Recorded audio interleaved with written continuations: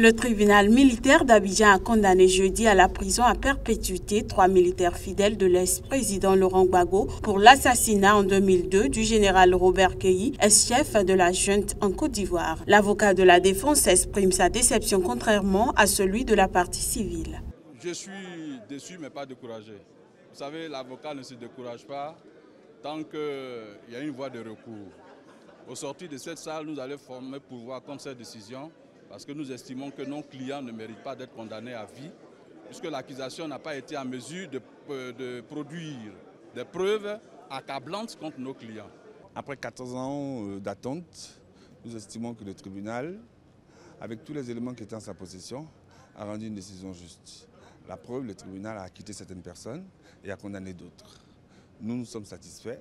En plus des 3 militaires condamnés, le tribunal a jugé coupable d'assassinat le commandant Anselme Sekayapo, ancien chef de la sécurité rapproché de l'ex-première dame Simone Gbagbo, et de complicité d'assassinat le général Bruno Blé, ancien commandant de la garde républicaine, ainsi que le sergent-chef d'Aleba Seri.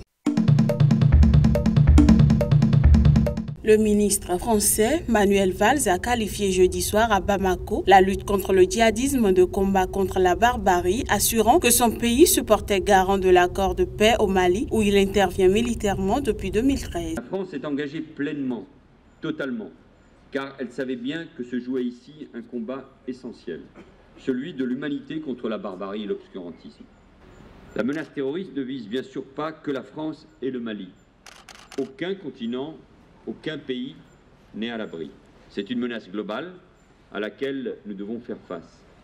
Elle a, cette menace, ses bastions au Sahel et au Levant. Là, sur fond de chaos, de vide politique, un pseudo-État en Syrie, en Irak, entend établir dans la terreur et l'asservissement des peuples un nouveau califat.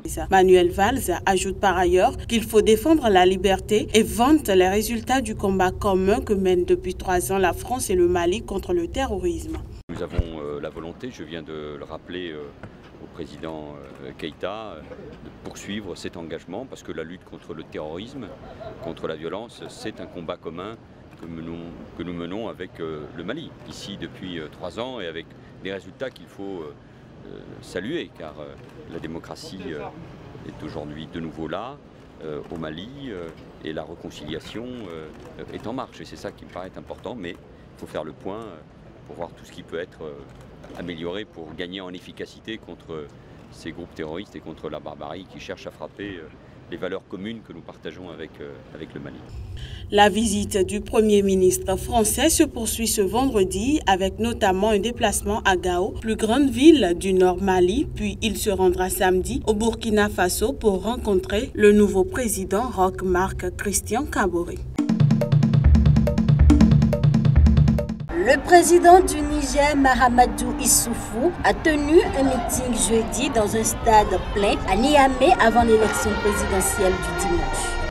Tout le monde s'accorde à dire que cette fois-ci va se dérouler quelque chose d'inédit au Niger, la victoire d'un candidat à l'élection présidentielle dès le premier tour. Nous avons pris les mesures qu'il faut pour que le Niger continue à être en paix et en sécurité, en dépit de la situation que vous connaissez dans les pays voisins, en Libye, au Mali, au Nigeria. On va le réélire au premier tour, Inch'Allah, un coup KO, oui. Ainsi, Issoufou Mahamadou est sûr de remporter cette élection au premier tour par un coup KO, ce qui serait une première dans l'histoire démocratique du Niger. Fahmi Saïd Ibrahim, l'un des favoris à l'élection présidentielle aux Comores ce dimanche, a tenu un grand meeting sur la place de l'Indépendance à Moroni jeudi. Dans son discours, le candidat a déploré le retard dans la distribution des cartes d'électeurs. Néanmoins, il reste confiant. Ils sont en faillite, ils ont failli, ils ont échoué. Je suis, je pense, un des rares, sinon le seul de l'opposition, capable d'offrir une alternative sérieuse avec le président Sambi aujourd'hui, raison pour laquelle il faut qu'ils m'abattent, mais ils ne réussiront pas puisque regardez, le peuple est avec nous. Le pays souffre de droit, il faudrait qu'on fasse une refonte sur le cadre juridique. Et là, il nous a promis de faire cette refonte. Nous pensons que si on arrive à faire cette réforme, on a ce cadre qui est conforme au droit international. Donc il y aura des investisseurs dans le pays à ce moment-là. Il n'y aura pas de problème et de souffrance dans ce cadre. Parce que c'est l'un des candidats qui nous donne de l'espoir. En fait, les Comores, on a besoin de ça, de l'espoir. Et lui, il nous donne de l'espoir.